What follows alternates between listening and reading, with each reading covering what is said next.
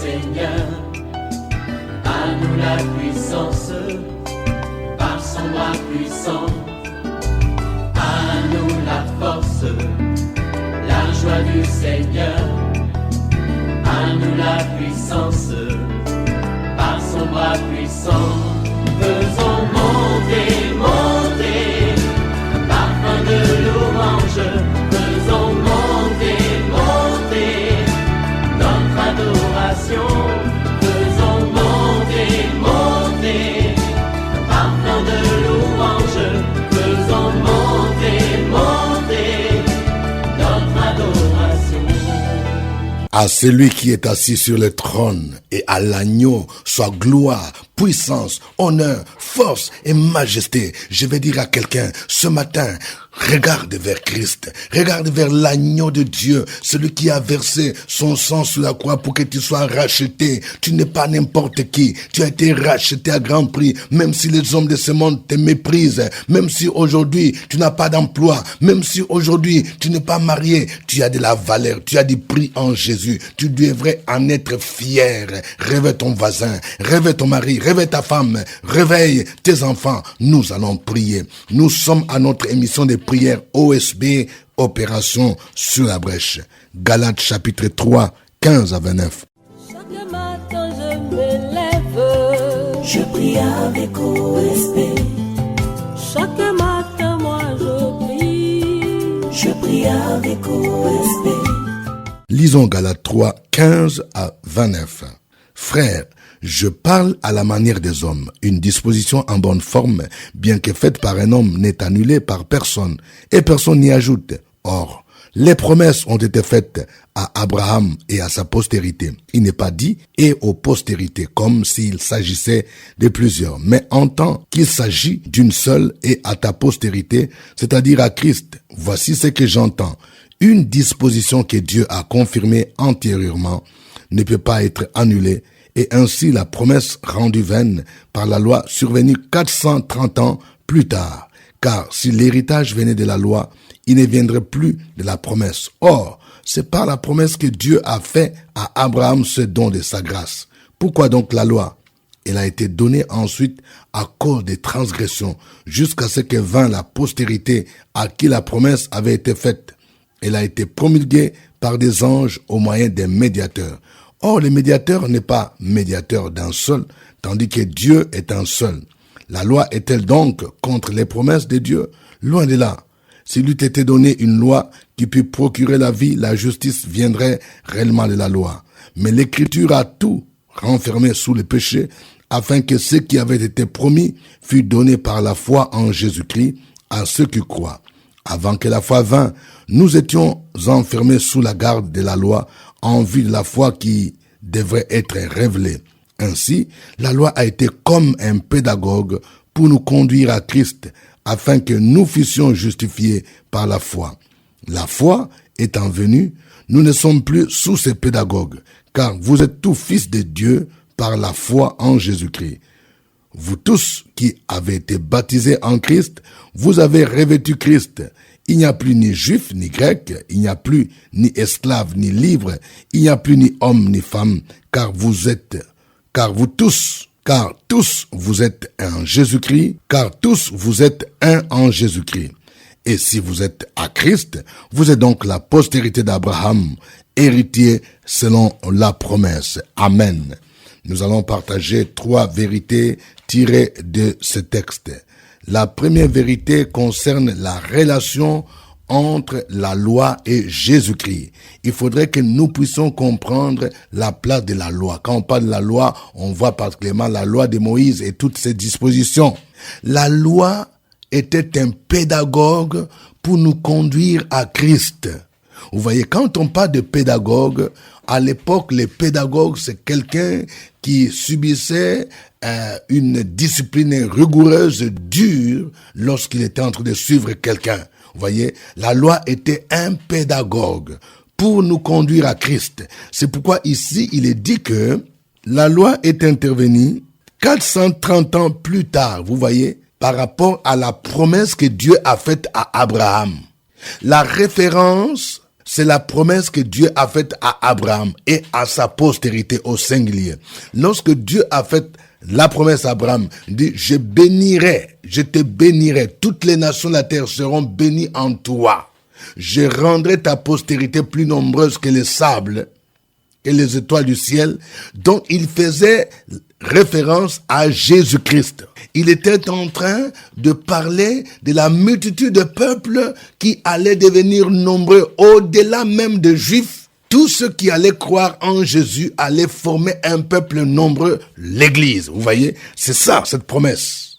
Et la loi qui est intervenue 430 ans après la promesse que Dieu a faite à Abraham n'a pas annulé cette promesse. C'est ce que Paul est en train d'expliquer ici. Mais la loi était comme un pédagogue. C'est-à-dire, en attendant l'arrivée de Jésus-Christ qui s'est incarné en devenant homme, la loi était un pédagogue pour nous conduire vers Christ. Nous devons comprendre cela.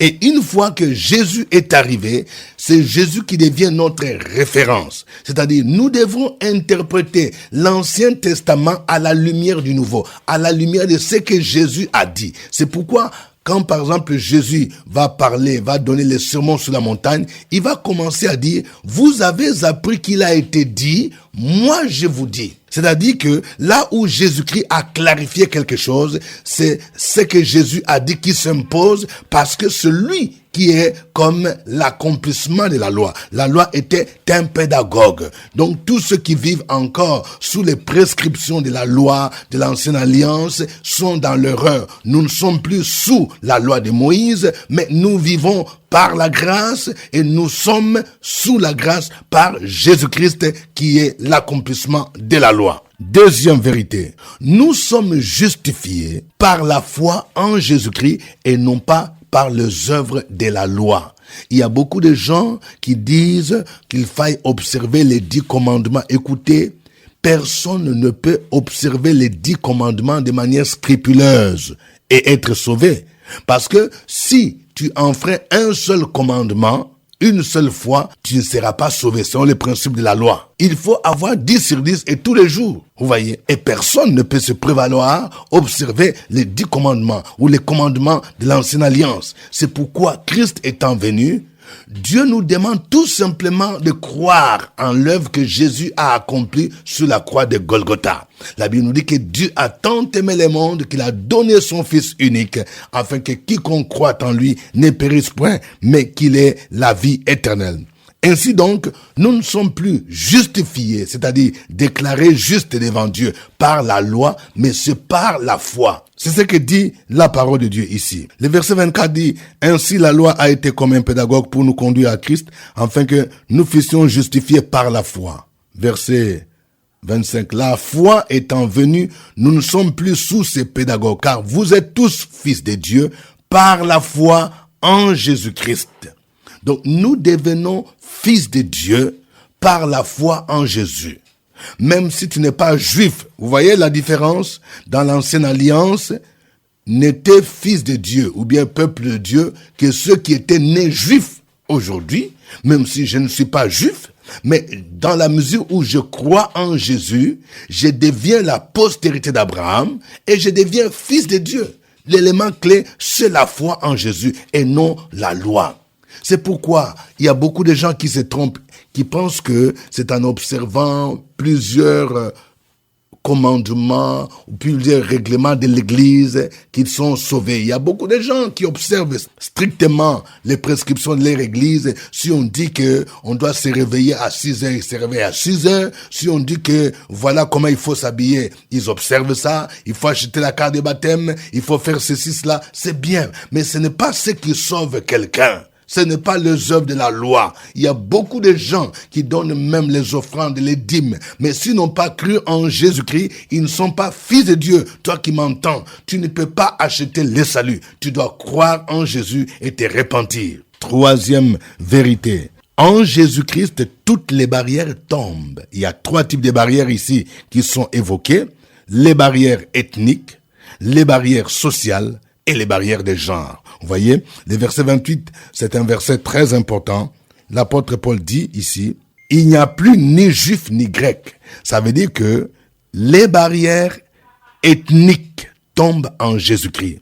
C'est étonnant de voir encore des chrétiens qui pratiquent la xénophobie lorsqu'il faille élire quelqu'un à l'église comme président des mamans, président des hommes, comme pasteur, comme président. Il y a des gens qui s'appuient plus sur l'ethnie. Il n'est pas de mon ethnie. Il n'est pas de ma nationalité. Vous voyez, la Bible dit, il n'y a plus ni juif ni grec. À l'époque, les juifs il y avait une barrière entre les juifs et les non-juifs, les grecs en particulier et d'autres là. Ils ne pouvaient même pas prier ensemble. Mais Jésus est venu faire tomber cela.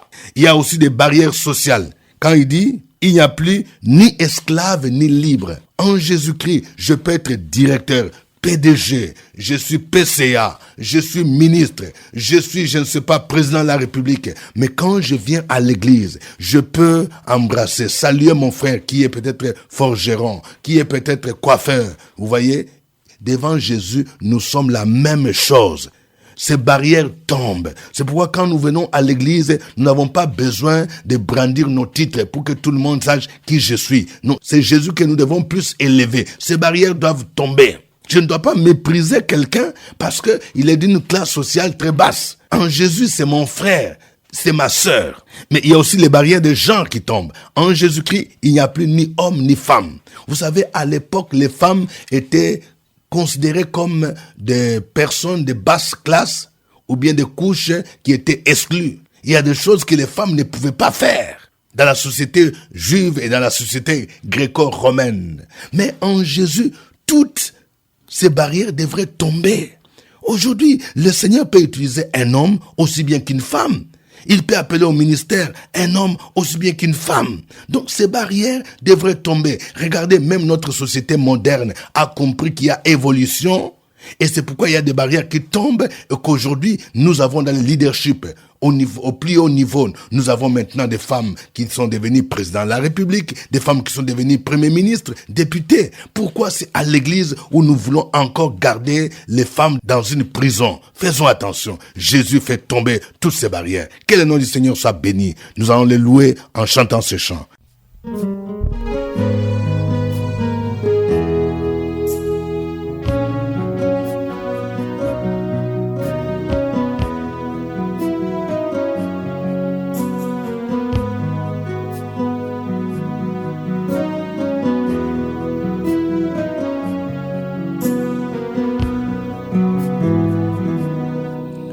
Tous les anges louent sa sainteté. L'univers crie sa majesté. Chantons gloire et puissance, force et louange à l'agneau immolé.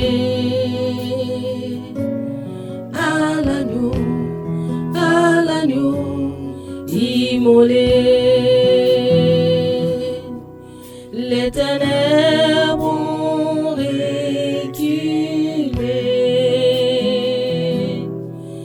devant l'œuvre de la croix, devant l'agneau immolé.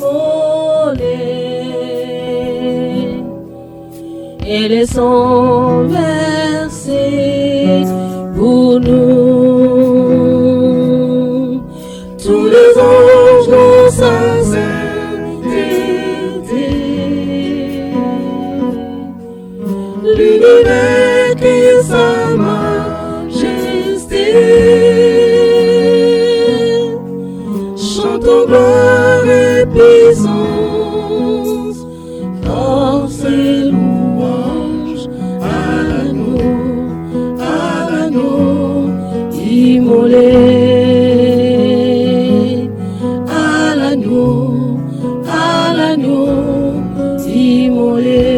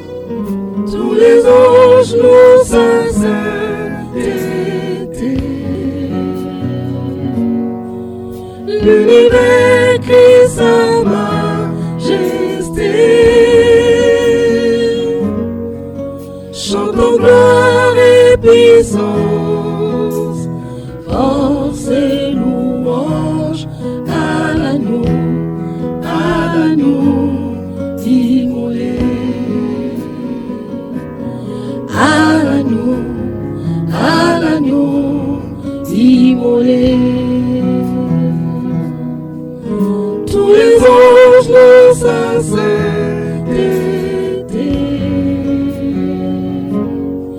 l'univers qui sa majesté, chantons gloire et puissance, force et louange à l'agneau immolé, à l'agneau immolé, à l'agneau immolé, à l'agneau immolé.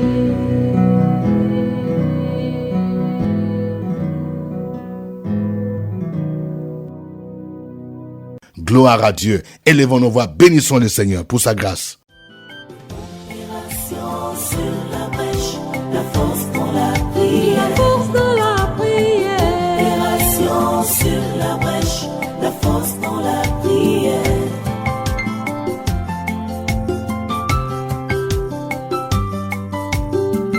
OSB. Opération sur la brèche, la force dans la prière. Force dans la prière. Opération sur la brèche, la force dans la prière. OSB. Opération sur la brèche, la force dans la prière. Force dans la prière. Opération sur la brèche, la force dans la prière. La force dans la prière. Amen. Notre passage du jour, c'est Galates 3, 15 à 29. Nous sommes à notre émission de prière OSB, Opération sous la brèche. Nous venons de voir que la loi est un pédagogue pour nous conduire jusqu'à Christ. Et lorsque Christ vient, il nous libère de l'esclavage de la loi. Tu vas prier le Seigneur. Peut-être que toi, tu es encore sous des lois, les lois humaines, des contraintes familiales, des traditions familiales, ou même des traditions de nos églises. Ça devient comme des lois qui s'imposent au lieu de suivre Jésus. Prions pour que nous vivions comme des hommes et des femmes libres et que Jésus-Christ soit notre référence dans notre vie, dans notre comportement. Prions le Seigneur.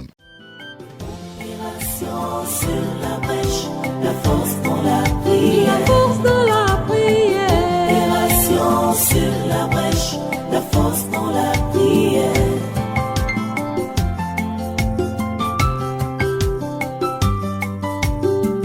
OSB.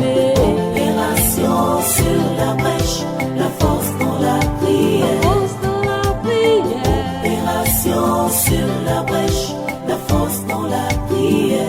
OSB. Opération sur la brèche, la force dans la prière. Force dans la prière. Opération sur la brèche, la force dans la prière. La force dans la prière. Père éternel, nous te rendons grâce et nous te bénissons. Nous glorifions ton nom pour tous tes bienfaits. Lorsqu'on tourne vers toi les regards, on est rayonnant de joie et le visage ne se couvre point de honte. Ce matin, ô Père éternel, que ta joie rayonne sur notre visage, que ta paix nous environne et que cette journée soit une journée exceptionnelle pour chacun d'entre nous. Nous prions au Père éternel et nous proclamons notre affranchissement contre les lois des hommes, contre les lois des entités, contre les lois des traditions, contre les lois des organisations. La Bible déclare, si le Fils vous affranchit, vous serez réellement libre. Nous marchons par la foi, nous marchons par les principes établis par Jésus-Christ. Nous marchons sous la grâce de l'Éternel et non sous la loi des hommes. C'est pourquoi nous prions et nous déclarons que nous sommes affranchis de toute loi des hommes, de toute contrainte des hommes qui nous empêche de nous épanouir spirituellement. Nous proclamons notre liberté, nous proclamons notre émancipation en Jésus-Christ. Jésus-Christ est mort pour nous afin que nous soyons libres. Jésus-Christ a donné sa vie afin que nous ayons la paix. Jésus-Christ est mort afin que nous puissions avoir la vie éternelle, afin que nous puissions communier véritablement avec l'éternel Dieu. Merci Père pour la grâce que tu nous donnes. Merci pour la sécurité que tu nous donnes. Et merci pour la liberté, l'affranchissement de toute forme de loi, de toute forme de tradition qui nous empêche de vivre notre foi chrétienne, d'être de véritables témoins pour l'avancement de l'œuvre de Dieu. C'est au nom de Jésus-Christ que nous avons prié. Amen. Amen. Nous venons de voir que nous sommes justifiés par la foi en Jésus et non par la loi. Nous allons prier pour tous ceux qui ne connaissent pas encore Christ, mais qui parfois viennent, qui comptent sur les bonnes œuvres, afin qu'ils comprennent que ce n'est pas leurs bonnes œuvres qui vont les sauver, mais c'est la foi en Jésus. Prions pour nos parents, prions pour nos amis, pour tous qui ne sont pas encore sauvés, afin qu'ils croient en Jésus. Prions le Seigneur. Sur la brèche, la force dans la prière. La force dans la prière. Opération sur la brèche, la force dans la prière.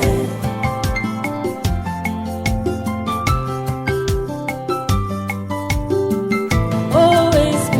Opération sur la brèche, la force dans la prière. La force dans la prière.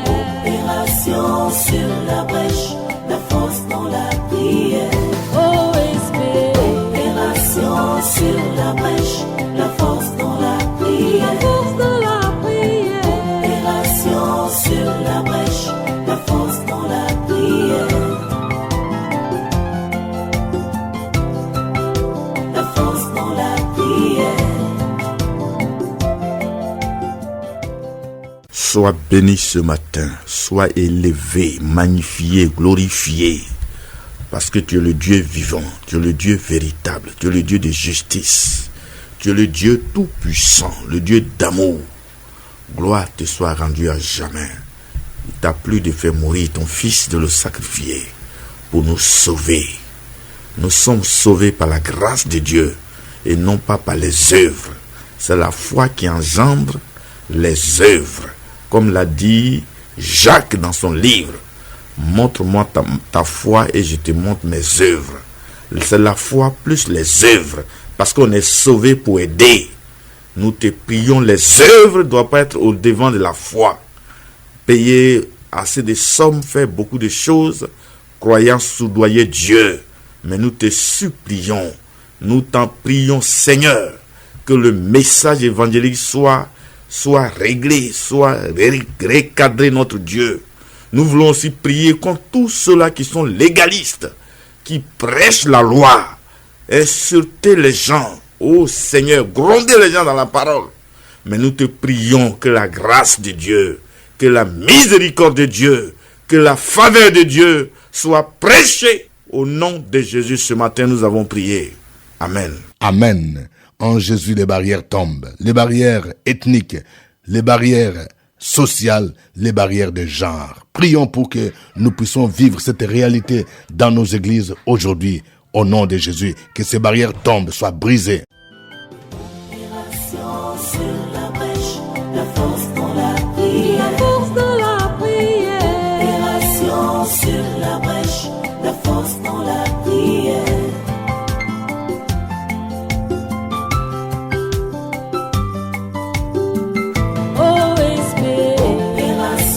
Sur la brèche, la force dans la prière. La force dans la prière. Opération sur la brèche, la force dans la prière. OSP. Opération sur la brèche, la force dans la prière. La force dans la prière. Opération sur la brèche, la force dans la prière. La force dans la prière. Nous te bénissons et nous te glorifions, Seigneur, parce que tu nous as rachetés pour te servir. Tu nous as rachetés pour être à ton service, faire ton œuvre. Et tu nous as appelés de différentes langues, de différents peuples, de différentes races pour nous former le corps de Christ, pour que nous soyons des frères et des sœurs, pour que nous formons l'Église, pour que nous formons la communauté, là où ton nom est invoqué. Mais voilà que parmi nous, Seigneur, beaucoup font la discrimination et certains même entretiennent les relations sociales, ethniques du genre dans l'église. Entre les barrières sociales, là, les barrières ethniques et même les barrières du genre. Ce matin, nous voulons nous lever contre toutes ces barrières humaines. Au nom de Jésus-Christ, nous voulons nous lever contre toutes les barrières spirituelles qui viennent pour tromper, distraire dans l'église. Au nom de Jésus-Christ, nous voulons nous lever contre les raisonnements humains, contre les projets humains, les pensées humaines qui viennent pour troubler la quiétude de l'église. Au nom de Jésus-Christ. Seigneur, merci pour ta grâce qui conduit quelqu'un. Merci parce que quelqu'un se répand et abandonne ses œuvres qui est source de ces barrières et cette personne vient à toi. Merci de restaurer quelqu'un. Merci de bénir quelqu'un. Merci de visiter quelqu'un aujourd'hui. Merci d'ouvrir encore une porte pour quelqu'un en ce jour. Seigneur, merci parce que cette journée est une journée de grâce et de faveur. Merci et merci pour tout tes bienfaits au nom de Jésus. Amen. Amen. Suivez OSB, Opération sur la brèche, votre émission de prière matinale sur la radio Fréquence Vie. Des milliers de personnes ont été délivrées, guéries, restaurées à travers OSB. Écoutez ce témoignage. Que Dieu vous bénisse. Au revoir et à demain. À nous la force, la joie du Seigneur. À nous la puissance, par son bras puissant. À nous la force, la joie du Seigneur. À nous la puissance, par son bras puissant. Faisons monter, monter, parfum de louange.